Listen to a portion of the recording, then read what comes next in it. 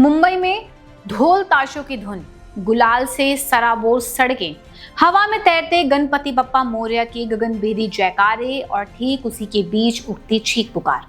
क्या आपने कभी सोचा है कि जिस बप्पा का स्वागत करने के लिए लोग महीनों से पलके बिछाए बैठे थे, जिसके आगमन की तैयारियों में दिन रात एक कर दिया गया था, उसी बप्पा की विशाल प्रतिमा के ठीक सामने कुछ सेकंड के भीतर दो परिवारों के चिराग बुझ गए। आखिर ऐसा क्या हुआ मुंबई में, आइए आपको बताते हैं। नमस्कार, मैं हूं जानसी और आप देख रहे हैं डायनामाइट न्यूज। आज बात उस भयानक हादसे की जिसने मुंबई में गणेशोत्सव की शुरुआत से ठीक पहले मातम फैला दिया है। मामला दक्षिण मुंबई का है, जहां भुलेश्वर चा राजा की 22 फीट ऊंची विशाल प्रतिमा के आगमन के दौरान एक दर्दनाक दुर्घटना हो गई। 22 फीट ऊंचे गणपति बप्पा की भारी भरकम प्रतिमा अचानक भरभराकर नीचे आ गिरी और उस ढलते साए के नीचे दबकर दो लोगों ने तड़प तड़प कर अपनी जान गंवा दी, जबकि 2 मासूम बच्चियों समेत 5 लोग अभी भी बुरी तरह घायल हैं। देखिए, दरअसल मुंबई समेत पूरे महाराष्ट्र में 10 दिनों तक चलने वाले सबसे बड़े त्योहार गणेशोत्सव की तैयारियां अपने शबाब पर है।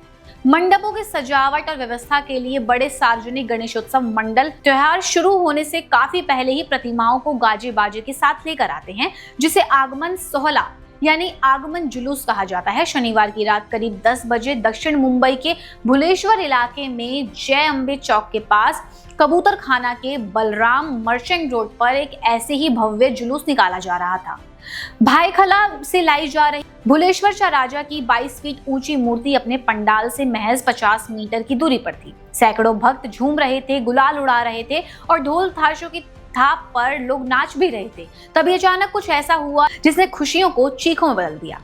शुरुआती जानकारियों और चश्मदीदों के मुताबिक जिस लोहे के फ्रेम पर 22 फीट भारी प्रतिमा को रखा गया था, शायद उसकी वेल्डिंग या बैलेंसिंग कमजोर थी। जैसे ही ट्रॉली आगे बढ़ी, प्रतिमा का संतुलन बिगड़ा और वे सीधे भीड़ पर आ गई। 22 फीट ऊंची और क्विंटल भारी मूर्ति के गिरते ही भगदड़ मच गई।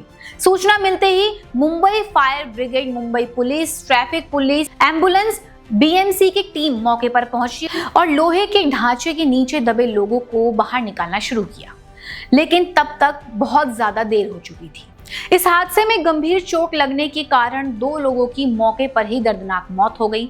दर्दनाक बात ये रही कि मरने वालों में गणेश मंडल के 33 वर्षीय अध्यक्ष संकेत और 30 साल के ब्रिजेश हेमंत जोशी शामिल थे। वहीं संकेत, जो दिन रात एक करके इस त्योहार का आयोजन करवा रहे थे। इसके अलावा हादसे में 5 अन्य लोग भी घायल हुए हैं, जिनकी पहचान वैभव घेगनंद 38 साल, पवन चौरसिया 25 साल, कुणाल काशिद 26 साल और 2 नन्ही बच्चियां शामिल हैं। घायलों को तुरंत पास के अस्पताल में भर्ती कराया गया, जहां अधिकारियों का कहना है कि उनकी हालत फिलहाल स्थिर है, लेकिन वो अभी भी सीरियस है।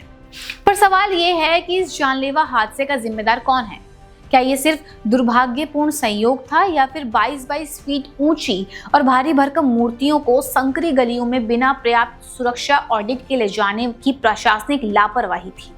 गणेशोत्सव हमारी आस्था और मुंबई की धड़कन का एक प्रतीक है, लेकिन क्या आस्था के इस विशाल रूप में श्रद्धालुओं की सुरक्षा की गारंटी नहीं होनी चाहिए?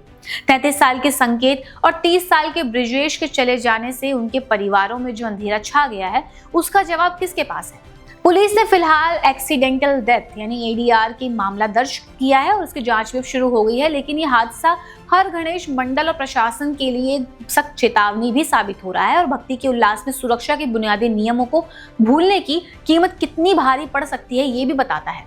इस खबर पर आपकी क्या राय है, हमें कमेंट करके जरूर बताएं और ऐसी खबरों के लिए देखते रहें डायनामाइट न्यूज।